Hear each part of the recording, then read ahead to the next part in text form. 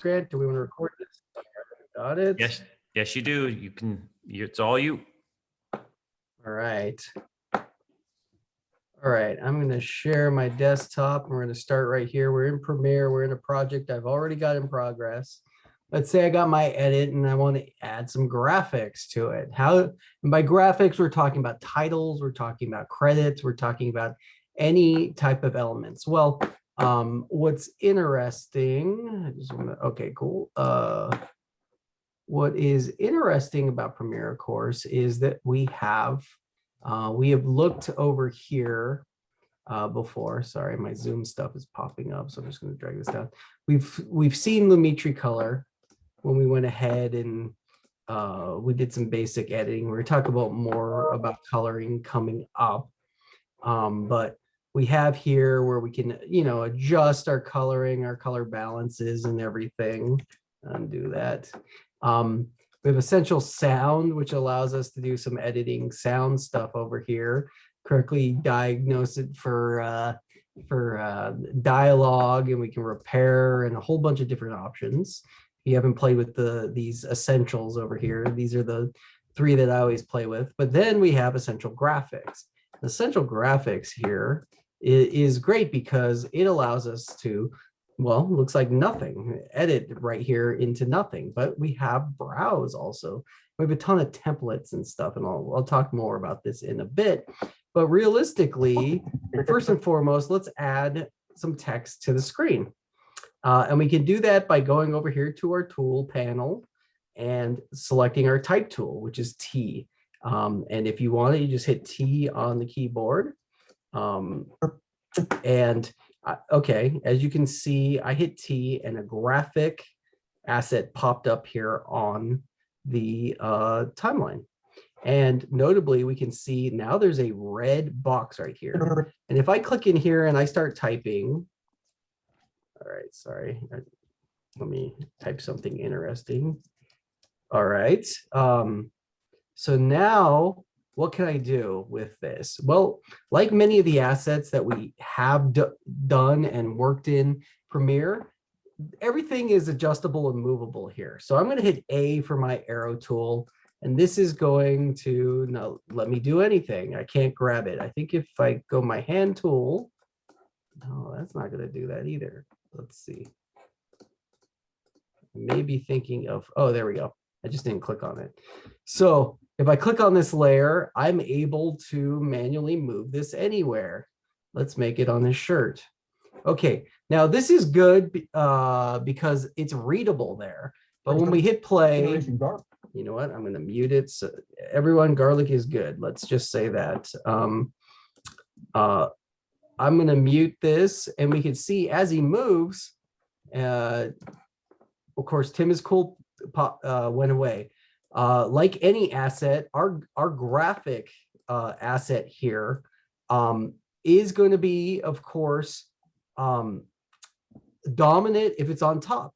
And also, we can extend the length of our graphic by just clicking and dragging. So if I want this on throughout my entire piece, I need it not only up above all my assets, but I need it to go throughout the whole thing. Why would you use this in a movie? Well, I mean, if you're creating graphics, we'll talk more about different types of graphics and stuff we can do with like creative movies, but this is elements that are interesting to know, specifically if you're doing closed captioning, stuff like that. Also, what's interesting is I'm going to drag and say, okay, I want this up here. Now, if I hit play, my graphic's going to be up. But remember, dominance on our timeline, now I have assets over it, so of course I won't be able to see it. So just keep in mind that a text is just like a asset in anything. It is going to be dependent on the hierarchy of which assets are dominant or not. So let's put it on the top layer. And so it'll be dominant on everything as we're working with it. Well, a couple things to note about this graphic, like over something dark, this white font is fine, but let's put it somewhere like up here. Is that really easy to read? No, it is not. That's why I'm showing it.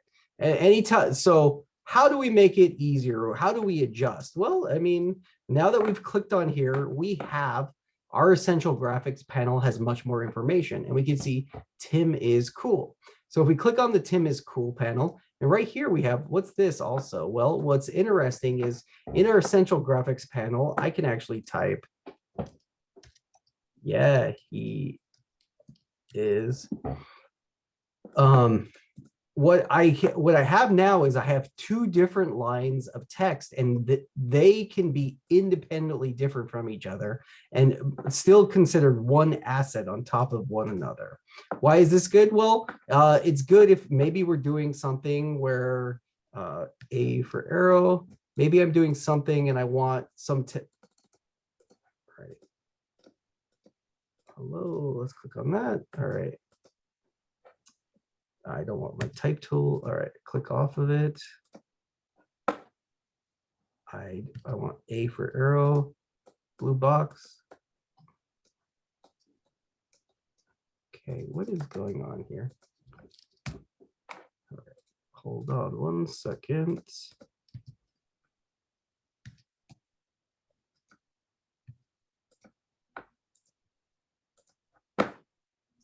All right, okay, so just having a type tool misere. So why do I want to do this? Maybe I want to put font in different ways. And if it was only one line of text, the problem is, let's get rid of, yeah, he is. I'm just going to click and delete these over here and show you.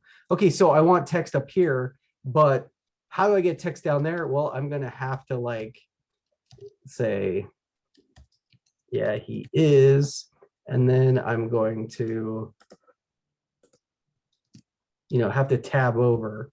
And now I have these two assets in similar ways, but it just takes away the amount of control. And also now I have to deal with the amount of tabs and spaces that we are dependent and will be affected when I change my graphics. So let's undo that. And let's just go here for, yeah, he is. So I'm going to do it on all caps. All right. Now we're working with this. Now what can we do with these different layers? Also, what's interesting in here is we can turn them on and off by making them visible, invisible. All right, so let's start with Tim is cool. Looking at the align and transform panels here, it gives us a bunch of different options that allow us to not only align our graphics, but mess with them. So first and foremost, these are really, really useful. This is horizontal center and vertical center. And just clicking this icon automatically puts my text, no matter where it is, in the vertical center of the screen. The other one, of course, is the horizontal center of the screen. So now, basically, what this allows me to do is put my graphic in the dead center instead of like eyeballing it and being like, oh, there, Tim is cool. That seems like the dead center. Well, if I do this, it actually puts me in the dead center. Now, a couple things to note, like most graphics you deal with, let's say I have a couple of just space bars here, a couple of spaces. If I do the center, it's going to center it, but it'll be off center because it's centering it based off of this space bar. So let's go ahead there. I'm going to get rid of these two spaces that make everything off. I'm going to go Tim is cool. Let's put Tim in the center. All right. What about this? Align to the top, align to the middle, align to the bottom. That allows you to, like, if you want to put stuff on the bottom or the top, etc. Left, center, right. These are all ways, again, let's put this in the middle, and I could do left, center, right. These are all ways that you can put, automatically have your graphics jump. Well, Tim, what if I don't want my graphic right there? I want it over a little bit. Well, great. We have manual controls here as well. So looking here at my manual control, you can see I can go left, remember X, Y axis. So X is our horizontal, which is left to right. I can type it in and make it manual. Left is here, right here. Also, we have here, which is our toggle animation anchor point. So it seems like you're working here. do not mess with your anchor points unless you're specifically working in animated text. We'll talk more about that because once we mess with that, it'll affect our rotation and elements there. So I'm actually going to undo that. Make sure you work with your positioning if you're working here. All right, we have our next tool, which is toggle animation for scale. Scale is up and down. Now, this one for me is, okay, I want to make it bigger. Well, again, this is an animated scale. We don't want to mess with this because you do want to toggle it on. This is how we are going to animate it. I'm going to show you an easier, more fluid way to animate it. So I'm not going to actually mess with this one because I'm going to show you a different way to make it bigger. Again, here's rotation. You can make your fonts rotate if you want, a whole bunch of different animated options. And then this is an opacity. We can make it fade up and on. You click on it, you basically give it a keyframe. Again, I'm going to show you a different way to do this. Styles, you can import styles and create styles. This is more a Photoshop element thing. But what's interesting is here's our text. Just like a paragraph or character option in Photoshop, we have our text, which means we can go through and select our fonts here. And then realistically, oh, look, Tim is cool. Is that a good font? Let's go through and I should be able to go through and see my samples. And Arial Black, oh, we can see it there. If you have the Creative Cloud, you can actually go in and pull in your Adobe fonts. See, I click that. Is it doing it? Oh, you can open up. Sorry, I think it opened up the window. Yeah, okay, here we go. So here's my Creative Cloud. So if you have this, of course, you could go here and let's find where is our, I believe it's here in stock.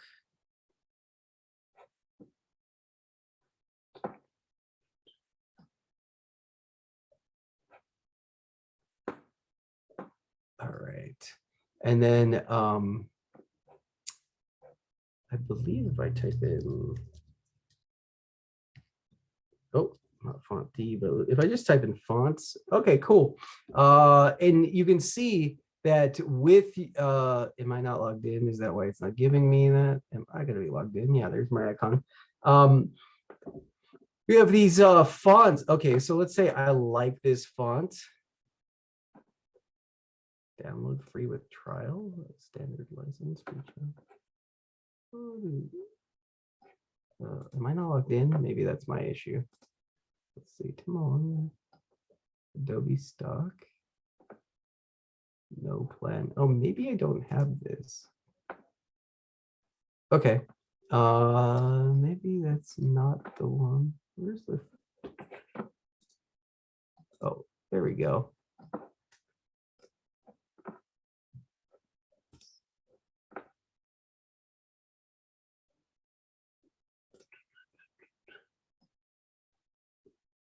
Oh. All right. Well, you can see you can get you can actually go in and download fonts here. I can find similar. If I like these fonts, it's going to come up. Free with trial, free with trial. I know there's some that like, I know there's free ones. Oh, free. Duh, maybe I should just click on free. Let's check out free, and we want to go free. Let's look for font. Free. Okay. So there's tons. Let me get my free font here. I like this one. I'm going to say, oh, all right, vector JPEG. Okay, let's do this. I'm actually going to say save the library.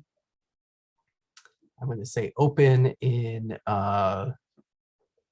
this one's not going to. Okay. Prescriptions too. So. Great. We'll see you in a bit. Okay. So I tangented though. Let's go back here. We're big braining it already. All right, let's go here. We got Tim is cool. Yeah, basically we can load new fonts if you want to download it. Font Squirrel There's lots of free font sites if you don't want to go through Adobe. And I don't really want to deal with that right now. So I'm going to go through and just find something that I've downloaded that I think is good. You know what? Let's see, Arial Black. Where's some Brady Bunch? Okay, here's my Brady Bunch font. Tim is cool. Okay, well, now that I have that, and then this font only has a regular, this is where you would have thin or bold. Let me choose a font that has option. Chalk Duster might have it. Nope. Let's just do Copperplate here. Copperplate, Tim is cool. That's light, that's regular, that's bold. You can see we have 3 different options for our fonts. All right, now with Tim is cool, let's go ahead and we'll select our font here. And now we have this 100, and this is actually our font size. So I can actually make it bigger, make it smaller, based off of how big or small I want it to be. So, okay, let's go to about 175 right there. All right, well, what's the issue? Well, of course, now it seems like it's left justified, which I can see it's left aligned text, which means our center point is always going to be right here. So if I hit center, now it's more centered. But of course, let's go back up here and put it directly in the middle. So there we go. Tim is cool, directly in the middle with a bigger size. All right. From there, I can actually control a couple different elements, you know, right, left, and center justify it. Also, interestingly enough, like any fonts, let's do Tim. Tim is cool. Let's select these 3. And then looking at the abilities here, just like a Word document, just like Photoshop, we're going to take a look at like leading, which of course is the space between up and down. This is tracking. Tracking will allow you to pull the fonts back and forth. Again, all of these elements also are, you're able to do this with keyframes. All right, let's look at this one. Oops, sorry, it's all your faces. All right, that one doesn't apply. But also interesting, we can see there's a bunch of different options here, which will give us faux bold, italicized, you know, this one, what's this one? Oh, here, let's turn these off. All caps, that's a good one to use. Upper or lower, so I can go to yeah, he is, and change it to upper lower. Oh, change it to, well, maybe not in this font. Maybe that's the issue. Upper, lower.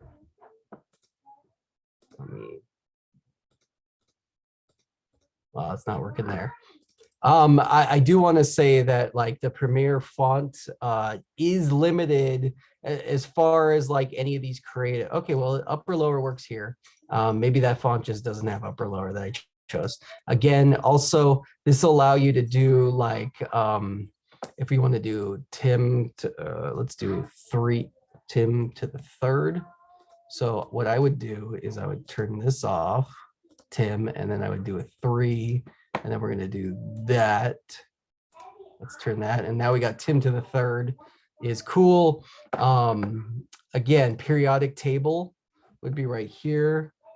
Let's select that. Cool. And then we're going to do a 2. And then we want to select this option here. And now you can see it's lower.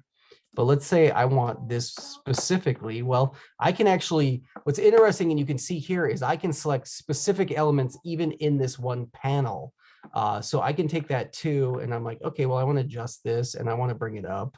So you can see I don't have to affect everything in the panel, and I can adjust and make it look weird. And so much so is I can even take cool and let's make cool, you know, a different font. We can make them look really, really crazy using all of these panel options here. Now that we're here, that's fine. But again, what if I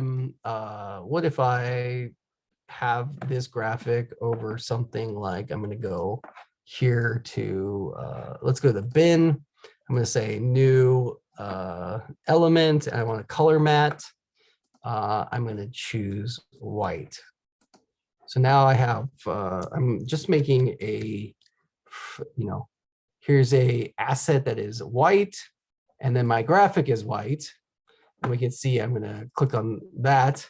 It's there, white and white doesn't work. So how do I change the color? Well, we have appearance right here, which is great, which is fill, stroke, background, shadow, mask with text. I'm gonna click on fill, and fill is gonna allow me to select,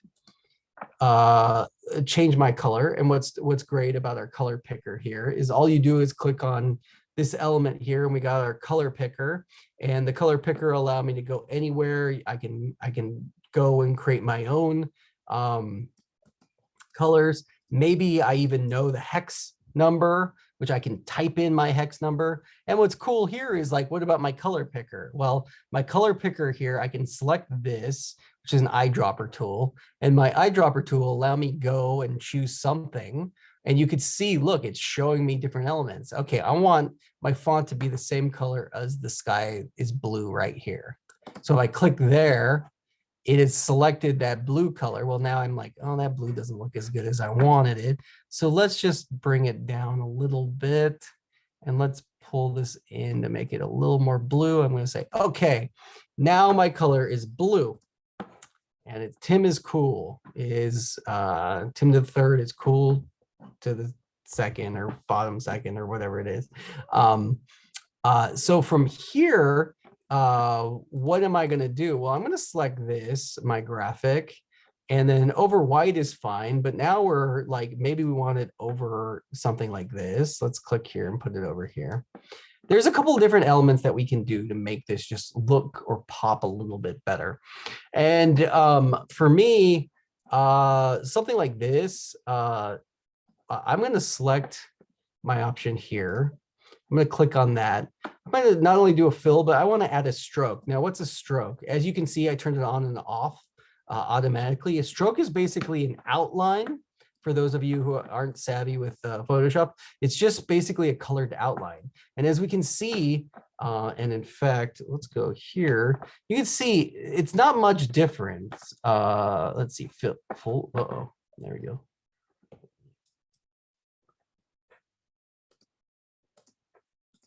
There we go, fit, there we go. There's not much difference there. We can see that it's just white. So if I click on here and I look at my stroke, well, I have this option right here. And what I can do is I can actually change the width of the stroke. So right now it's at 1. So you can see I can drag and drop and make it, I can make it look like a college t-shirt with a stroke outline. I can add elements here. Now, blue with white really makes it pop no matter what, right? Like it can be on white and still look good. It can be on a bunch of different elements and pop well. More than likely, what I would actually be doing with this font is I would have a black font, or no, I have a white font with a black stroke. And we can see that even this white text over anything makes it pop just a little bit of the stroke. And we can see here, our stroke is at 7. I mean, 5 is usually something I deal with. And if you want to go, really more intense, you can mess with it. And that's like at 100, it's just a weird blobby mess. There's elements in here that you can adjust to. All right, but what if we don't want to mess with the stroke?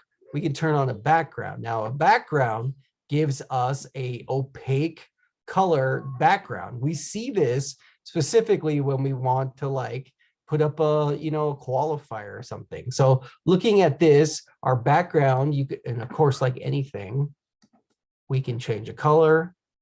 Wow, that stands out. Well, that's a little much. We can bring the opacity down.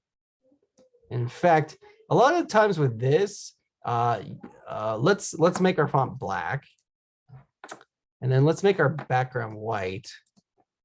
With this, it just has the ability to make the black font, this has been bothering me the whole time, and I need to fix this. Let me select this.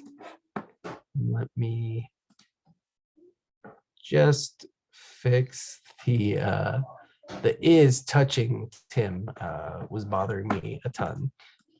So let's just get rid of that. Okay. You know what? Goodbye too. All right, we get it. Tim is cool. All right. So again, what's interesting is we can mess with the opacity. So full opacity just makes it a white box with text in it. Zero opacity means there's nothing there. But in between, and then when we hit play, oh, I think I did typed a space instead.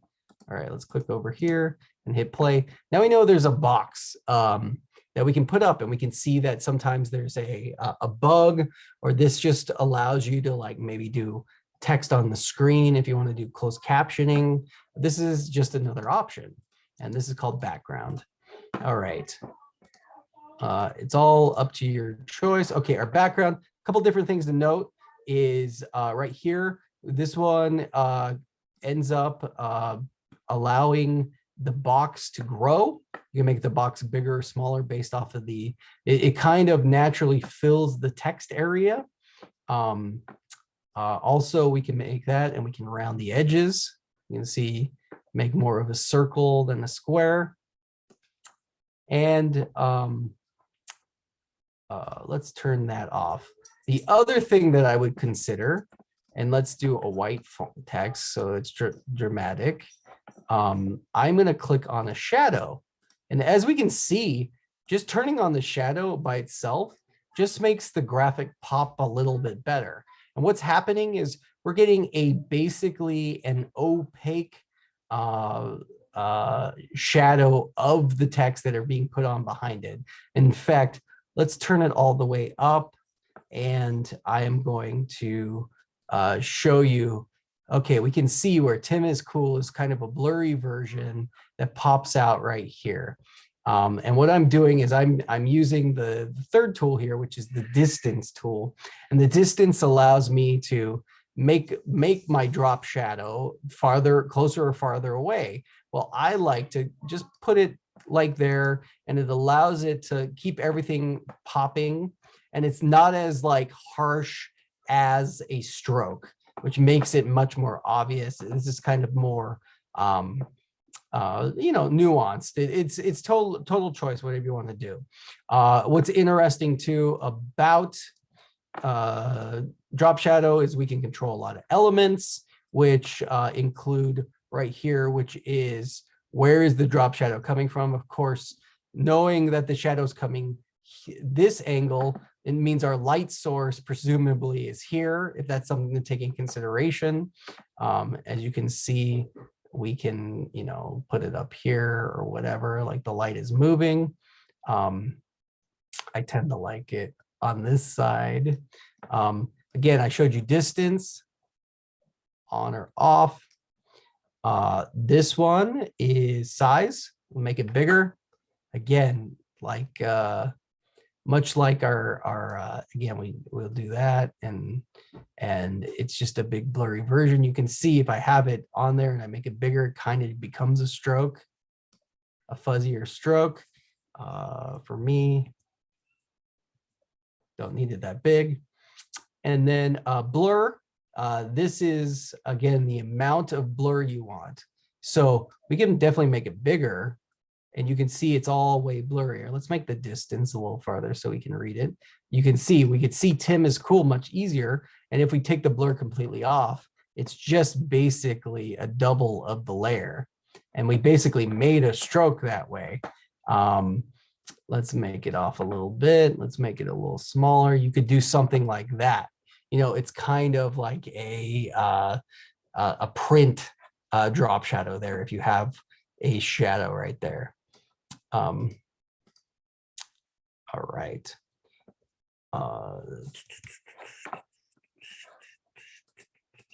All right, those are the main elements that I wanted to show you here in the text panel. But okay, Tim, now we have this, and I like that as is. What can I do with the graphics? Well, just like any element here, we're going to click on our graphic panel right here.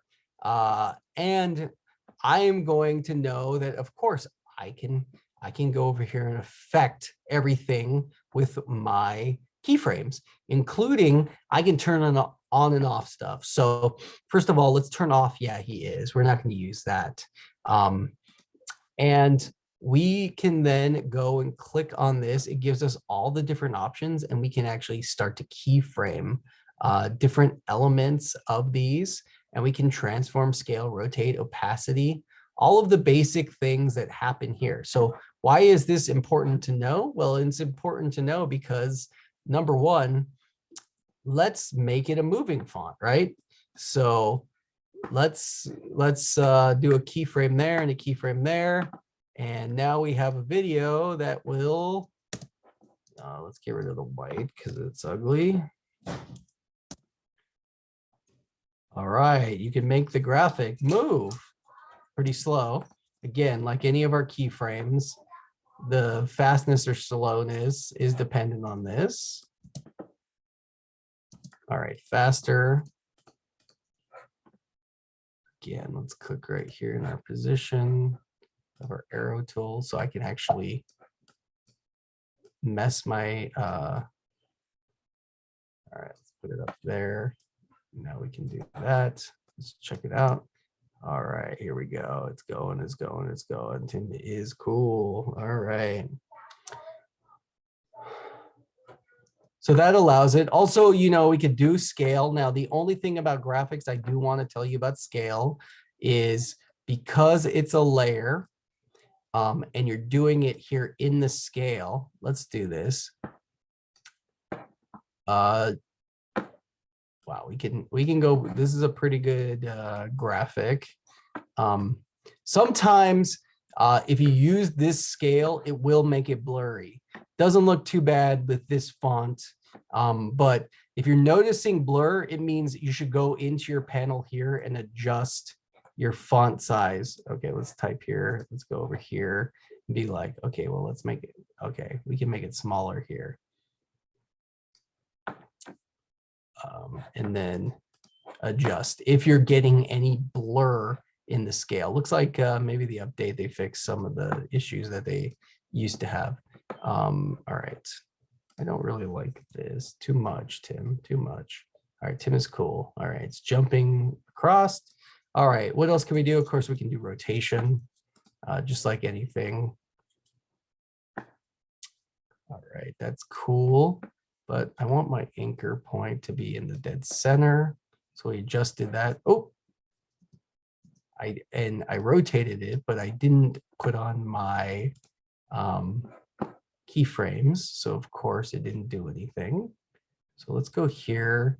And now we're gonna just rotate it, I don't know, 3 times. Let's see what our font is doing now. All right, cool, just a slow rotation. There we go. And boom, we've made a little animated text I mean, this is just a way that you can mess with and make a cool opening shot for your screen. Now, okay, what about titles? What about all of those elements? Well, like I said, we've just been working in our edit. Let's look in our browse. Now, there's defaults, and also you're able to download different pre-built templates, but you can see that I can actually, you know, choose something like this, and I can actually drag and drop this element down here. Now, here we can see this is kind of like a trailer title. It actually has defaults, and we can see that if we go over here, it has, you know, we can say, yeah, editing class in association partners with blah, blah, blah. Okay, so then you can fill all that out, and all of these can be elements that you can see that it has a basic animation that comes in and should go out. There you go. All right, and Tim is cool is upside down right there. Let's just turn that off for now. So there are, I recommend there's a lot of different options that are pre-built here, including, let's see, what's a good one? Bold credits, your name here, angled slate. Oh, that one's cool. That one's a fun one to mess with. You can see it's an intentional bars and tone. This is good if you're like presenting something. Bold credits, bold live type under, you can, there's default lower thirds. Even if you're putting something together, you can see it has a basic animation already built in. Bold title, web coming up. Let's see, what else do I like? Classic overlay. There's broadcast captions. Cool. Where is the one? You can see there's some all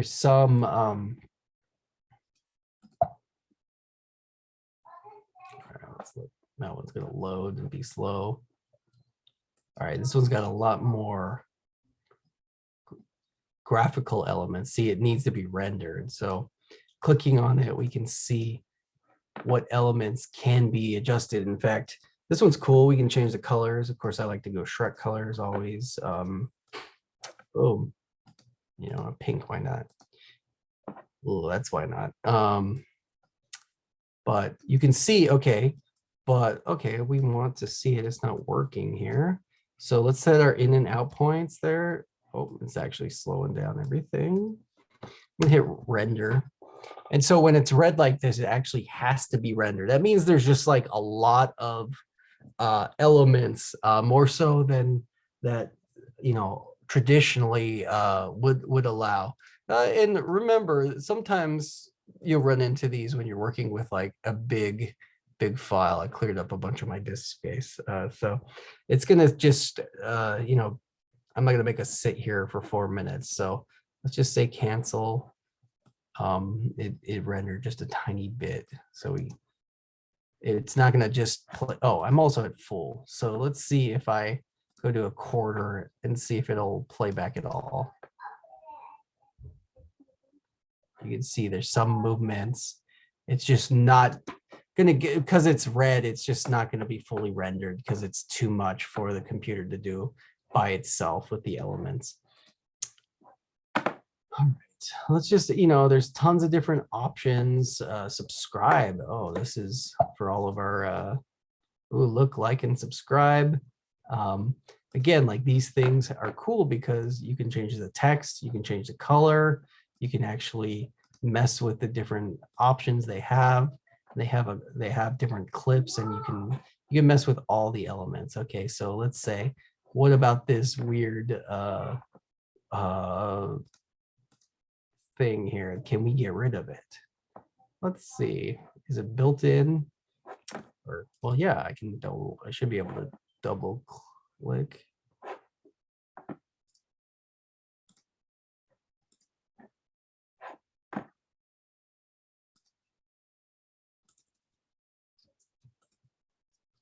All right, let me just see. This might not be a nest. Oh, it's its own little thing. Okay. That's a good thing to teach on a different day. There's a really cool captioning tool now.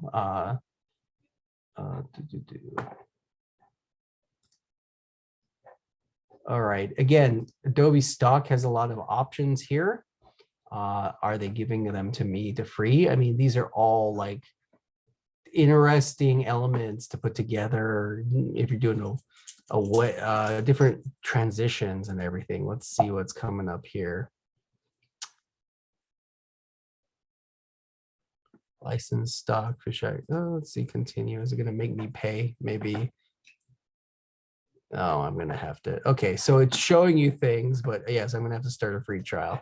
No, thank you. I'll use my, so because I don't use Adobe Stock, I actually use Envato Elements as my elements, and I have downloaded things as the background. For example, I have downloaded MORTs. Grant will remember this from one of the film showcases, but I downloaded this to Element. Let me place it, please. All right. Well, let's just do a save because Premiere seems to be getting nervous with all the renders, but you can see we did gap film showcase used one of these graphical elements, and it's got an alpha channel, which means I can place it over anything and it will reveal. All right, it's just going slow on me here. You can see I can put elements under.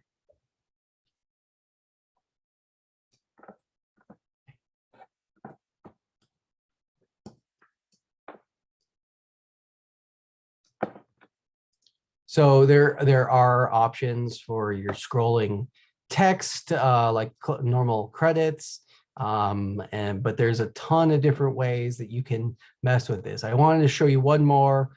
Feel free to ask any questions or comments up to this point.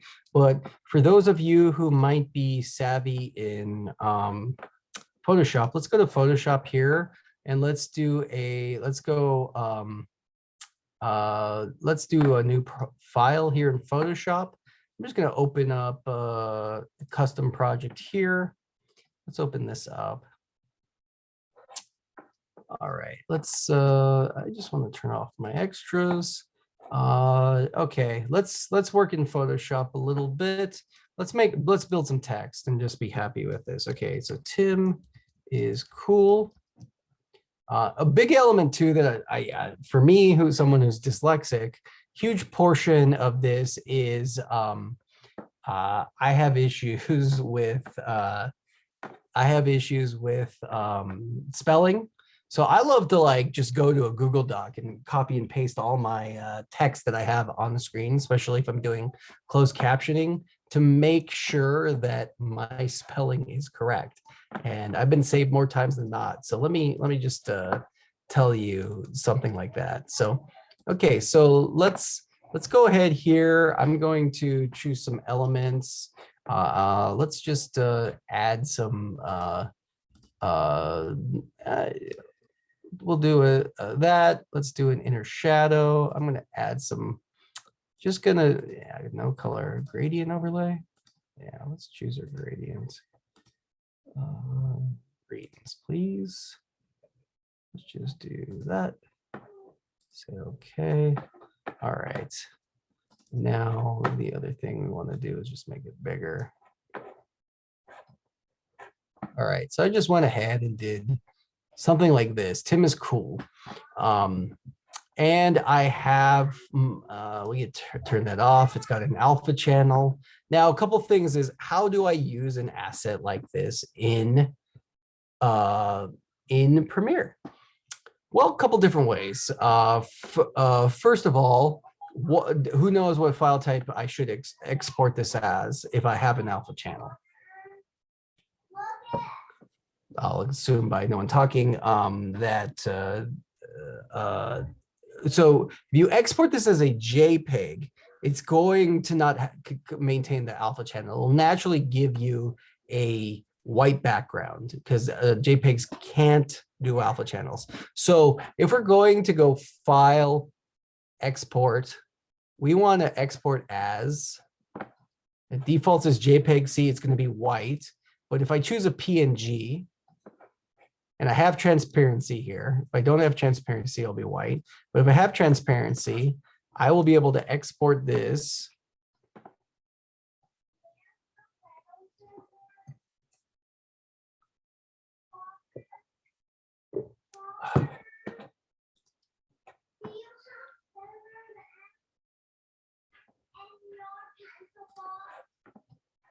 All right, being slow today. Hello. All right, there we go. We're going to call this Tim is cool.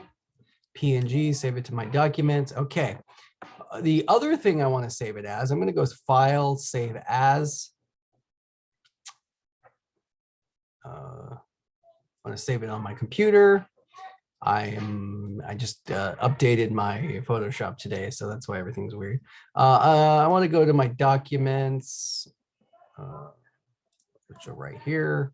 I'm going to call this one Tim is cool PSD. That's interesting for a different reason. So let's say save. We say okay. All right. So now in Premiere, let's bring those in. Now we can just drag and drop those elements. We know they're on my documents in the root. So let's bring in the PNG first. So drag and drop in the PNG what's interesting is, all right, well, where is it? I don't see it. Oh, look, it's right there. Well, because it was a weird shape or whatever, now we can bring this in and know that like, hey, okay, Tim is cool is right there.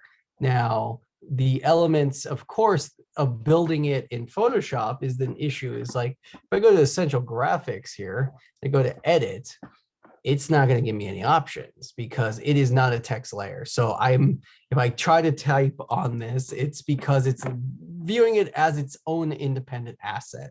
Why is this good? Why is this bad? Why would I do this? Well, I just have way more options in Photoshop to, make a cool font or something like this. So maybe if I want to do this, I still can bring in the element here and I can do a position, I can do a scale, and I can, bring that there. And then, let's choose our element here. Can I click and drag? No, not really. So I'm going to just go here. I'm going to go there. I'll look and see. Okay, let's just make it do that. And now we can see that my font is moving. Let's go back to full. But just know that it's more an asset than actual elements. Now, what's interesting is let's bring in the PSD. I'm going to drag and drop it here. Let's get PSD. And what's very important to note is when you bring in a PSD, it's going to ask you individual layers. There you go. A sequence, merged layers, all layers, individual layers. Well, those are all interesting to go through. So if we merge all the layers, what's going to happen is because our Photoshop file here only had 2 layers, looking at it here, we have our text layer and we have our background. Well, not some PSDs will have a ton of different layers in it. So maybe you'll have a graphic that's got like background elements, et cetera, et cetera. So bringing this in merge layer means if I say bring it in, merge all layers, I'm going to say, okay, now my PSD can be brought into here. And we can see that it has merged the layers. Looks like it merged because one layer was turned off. Let's do that again. It didn't do the thing that I wanted it to do. So let's make it do it again because I don't think it was highlighted. Okay, here we go. Merge all layers, merged layers. We can see those are on. So if this one should give me the error that I was hoping for. Look, okay, so now you can see it merged the layers and forever these 2 layers are going to be there. So the white will always be there. Let me show you the other way to bring it in. All right, we did merged all layers. We did merge layers. Let's do a sequence. I'm going to say okay. Now what's interesting is I actually have a sequence that I can bring in. And our sequence here is looking at it. It makes basically a nested subsequence. So I can go in here and just control the different elements. Which let me go here and just turn that on and say save. Okay, I think that's my big issue. Really messing up my example. Okay, here we go. Let's do sequence. Say okay. Now my sequence is going to be right here. I have my Tim is cool, and we can see that it has 2 different assets in it. We can actually control on and off and turn the stuff on in here. And for our sequence here, we know that we have a subsequence, like a nested sequence will come in here. And so those elements we can adjust and make design maybe a perfectly, because if I go in here and be like, okay, well, Tim is cool doesn't come up over there. But if I click here and I go to my effect control and I bring that more down in the middle and I go back to my sequence, we can see, oh, it's adjusted. Again, let's go to our here and show you. Let's make that smaller and there. And we go back to our sequence and look, it's smaller. Tim is cool. So these are all ways we can bring it in. The other and final option from Photoshop would be individual layers. And if we do that, we can select all our layers and they'll come into, oh, it's coming in. Let's close that. Let's see.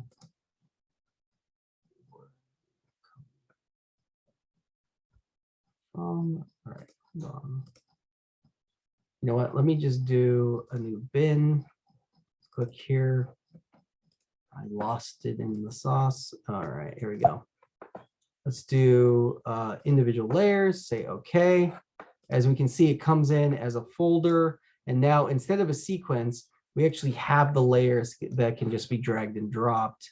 And so we know the background, they're individual on their own. So there's white, that was our background. And there's our font without the background.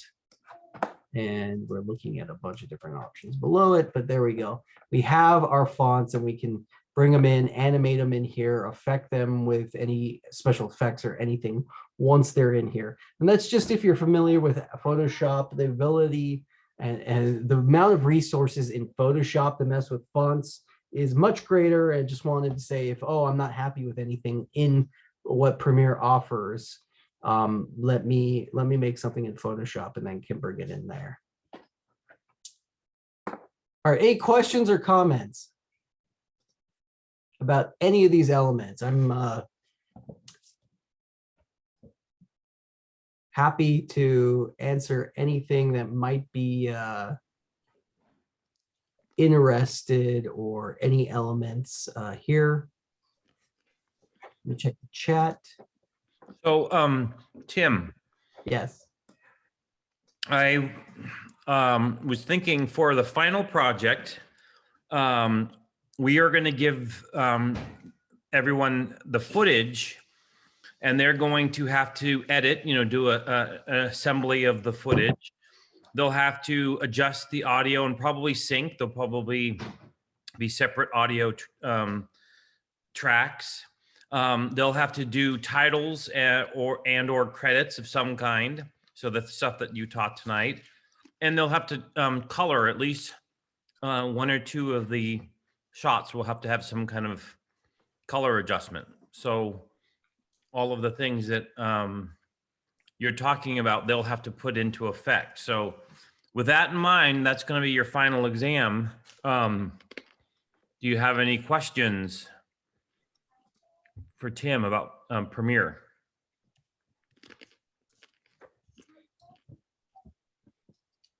Nope. Okay, the other thing is, this is a question both for you, Tim, but also the rest of you. I now have the footage for your green screen project. Tim hasn't talked about that yet. But how soon, Tim, do you think we should give them the footage? I think the sooner the better. The more you can mess with it, the better. So definitely reach out. We'll be able to get you either Dropbox links or. Oh, I have them ready now. I can upload them right now. Let's do it. Let's give it to them. They can access it and start messing about. We'll talk about this when is green screen, a couple weeks. Yeah. We can talk too. I mean, we can certainly adjust things if we. Yeah. I think it'll be fun to mess about with. The other element that I just brought up, I wanted to show you is, of course, Premiere has this really cool feature, which if you create anything, you want to submit it. Closed captioning is a big element now too, especially YouTube. YouTube will do auto closed captioning if you want to make your own transcription of your element. I brought up the create transcript feature, which is good. It's going to go here, sequence 1. And basically what I did was I told it English. I said in and out points only. I'm going to say transcribe. It's going to go through and listen to everything that I have there. Which it will take a little bit. It's the computer's auto doing it. Let's see how long it's going. The piece is only about 36 seconds long. So we can see that if we watch it now, we have our transcripts here. And if I hit play. Hey everyone, I'm Ken Christopher, And not only am I a third generation garlic farmer, I'm also a third generation cherry farmer. Because back in 1956, when my family first came to South Santa Clara County, right here in the garlic capital of the world, our home ranch came with this, being a cherry orchard. All right. So what's cool too is I can go in here and realize, okay, for the most part, Ken speaks very eloquently and direct, and the computer didn't misinterpret very much, but he says the word Bing cherry and they put being. Well, what's cool is I can go in and just fix the spelling to Bing cherry. And now we go back here. Came with this, being a cherry orchard. Being a cherry. Okay, we don't need a. All right, being cherry orchard. This came with this, being a cherry orchard. And so for over 60 years, we've been cultivating, nurturing, and bringing you only the sweetest and most delicious cherries that all of our families enjoy. Thank you guys so much for supporting American farmers. And as always, go Joe Cherries. So go cherries. Now, what's cool about the transcription, what I do a lot here is now I'm going to be like, okay, I want to add closed captioning. I'm going to go in and I'm going to just copy and paste my transcripts here. And then I'm going to do T. All right, there's my font. My fonts actually will remember my last layer. So what I'm going to do is I am actually going to choose my layer. I'm going to make it white.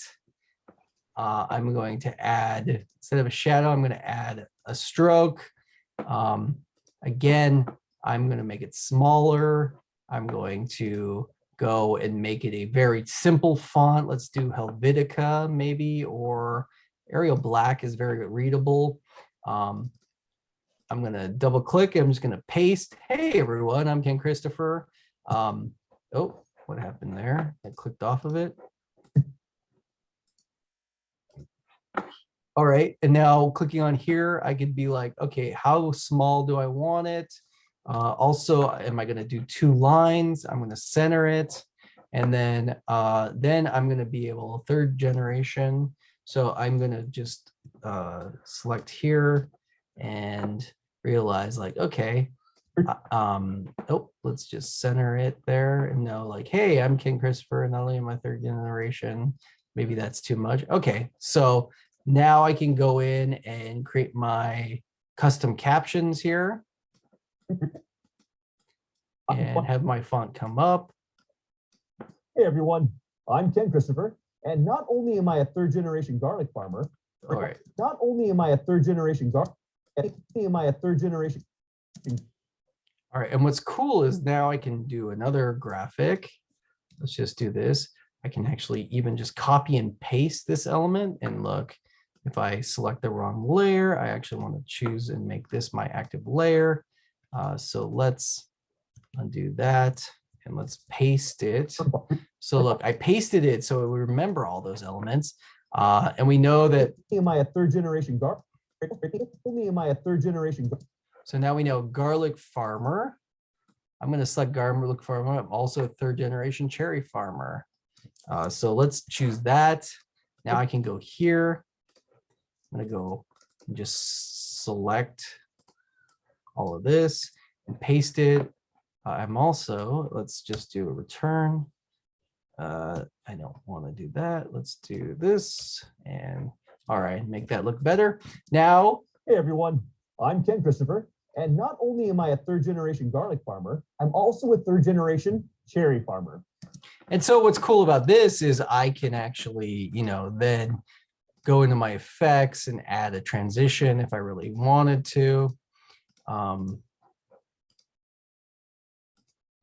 right, let's just add a little cross dissolve right there. And I can do a really quick cross dissolve. Not only am I a third generation garlic farmer, I'm also a third generation cherry farmer. I think that looks weird. I would probably just straight cut it, but it's just to showcase that you're able to do options and draw from, instead of having to type up the whole entire script. Maybe something like this is definitely scripted, or like you're doing you're doing a documentary or you've recorded someone, and sometimes you do have to put captions on the screen just because the audio is bad or you don't have those elements. So just wanted to showcase that there's definitely lots of options there. Tim, Celeste said she had a question. Have you answered it yet? In the chat. Oh, sorry. No, I haven't posted it yet. Sorry.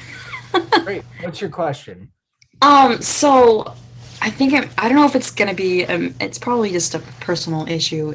I mean, with editing, but I'm having difficulty resizing a clip when putting it onto your project, like onto the main sequence. I totally probably know what's happening here. So, okay, so let's bring in. So you're bringing in an asset. It's too small or too large. It's too large. Like it's supposed to be on my face, right? And then it just, no matter what I do, like either changing the scale of like fit to 10%, 20% or something, it's just it's just zoomed in on my chin. And I do not remember how to fix that. Okay, She's well, doing, I mean, she's doing green screen, and the video she have is 720p, and the video that we shot is 4K. So when the timeline is 720p, but she's pulled in 4K footage on it. So that's what's happening. So the 4K footage, she just sees her chin. Oh, okay. I was like, dang it, can't remember how to get around this. Well, I mean, there's a really simple fix to this. Let me show you something. Let's just do. So I'm gonna show and make. Let's do a file, new sequence. And then I'm just gonna go. You said 720. Correct. Yes. All right, so I have a 720 sequence here, and in my video, let me get rid of this window. All right, just find Ken. He's going to be in here somewhere. He's going to be in a bin. It's called Ken Specialties. All right. Well, Ken, I know. Let's keep existing. You can see that instantly it jumps closer up to him. Now, this is my original shot. This is what it's going to be. So we can see that it automatically scales it in. And even though it's all in focus, I imagine your issue is you're looking at, something like this, right? Yeah. All right. Okay. So how do we go from there? Well, number one, if you click on the element here and you go over to your motion, you can actually just lessen it, right? You can rescale it to fit so I'm going like this, but this is doing it manually. Let me show you. There's a real simple option. Let's go back to there. You can just highlight on the clip, control click. Now you get into this panel. We're going to go right here to say scale to frame size. We click that element. Wait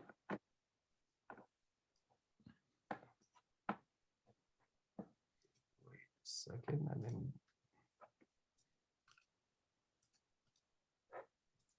Hold on 1 second. Did I not?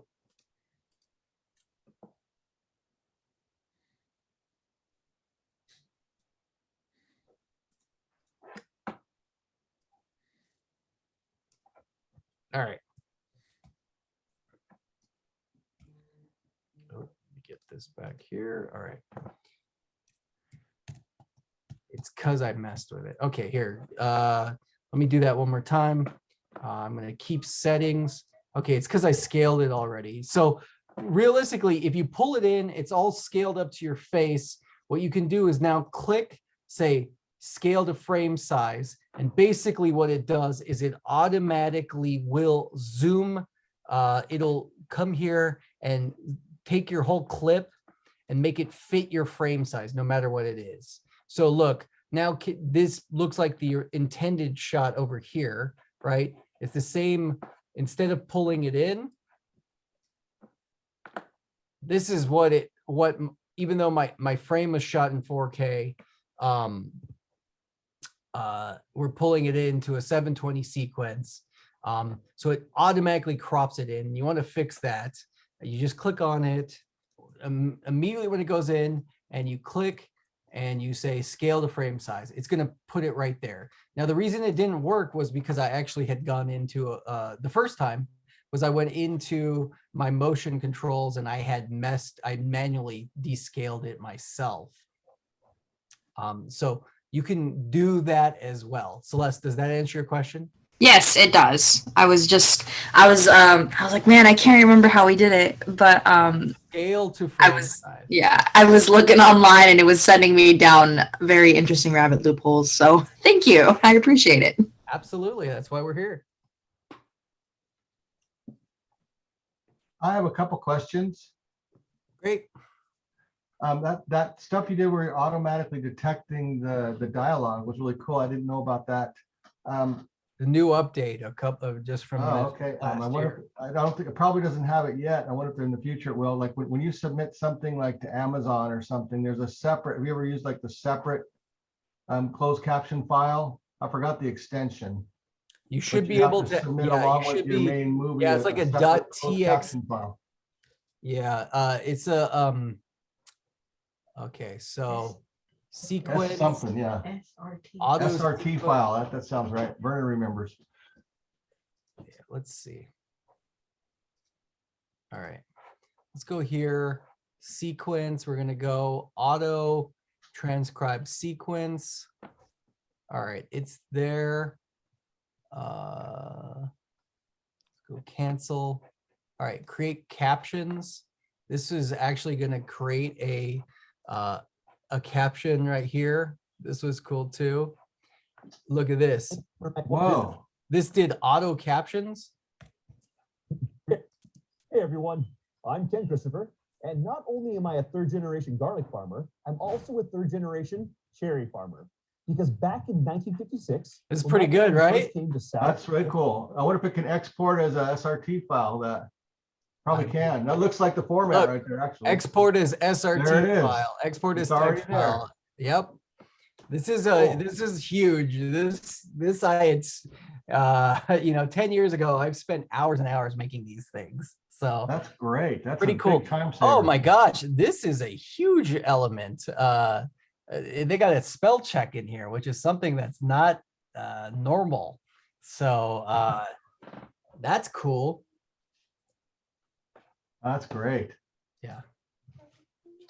And the other question I had, if we're already doing green screen projects, do we need to do the one you're sending us, or can we use the one we're already doing on our own? You can use the one on your own. You don't have to use our elements. Okay. Ooh, also, side question, sorry. That's not related to this part, which is actually really, really cool. I was noticing that as well. I have my hard drive up and running after I had to reformat it, so I would love to swing by, and if it's possible, I can probably text you, Grant, and if I could pick up some extra footage to mess around with, or even possibly edit. Absolutely. I've got so many different projects. You can just tell me the genre and I'll give you a ton of options. For sure, definitely. Yeah, I'm excited. Great. Oh yeah, I wanted to ask, like later in the semester, I might need like footage for the for the different projects that we have, because I'm gonna be moving and I'm not gonna really have a lot of friends able to record with me. But it's probably just gonna be me and my siblings, if not. But yeah, I might ask for footage. Sounds good. Yeah. So the thing that is easiest is if you can bring, or we can meet and bring a hard drive. I like the Lacey drives. They sell them in 1, 2, 3, 4, and 5 terabytes. They're fast. They're durable. I've now got, I think, 45 of them, and I've never had an issue with any of them. So they're pretty good. I think the 1 terabyte goes for something like $60 or $70, but they'll last you for a long time. But if you bring some kind of external hard drive, I can copy the files right to your drive. All right, well, I'll look into buying one of those because I'm gonna need to get, we might do that. I don't know if you'll have time after the shoot next Saturday, but that might be a good time to do that for the future because I'm gonna be moving like 2 hours away, so it's gonna be a little more difficult to do any of that. So Yeah. So some of the things we're going to do, like the green screen project, I'm giving you the links, and then you'll use a free software like Clip Grab or something like it to take those clips off of YouTube. And then so it's not like the high resolution, red files or whatever for some of the class projects. It's something different, but that'll be easier that you can get easily later. But to get footage now would be smart, I think. yeah, I'll probably be looking into that over the next week. Great. Sounds great. Should we stop recording, Tim, you think, or? I think we're good. I mean, unless anyone has any other questions that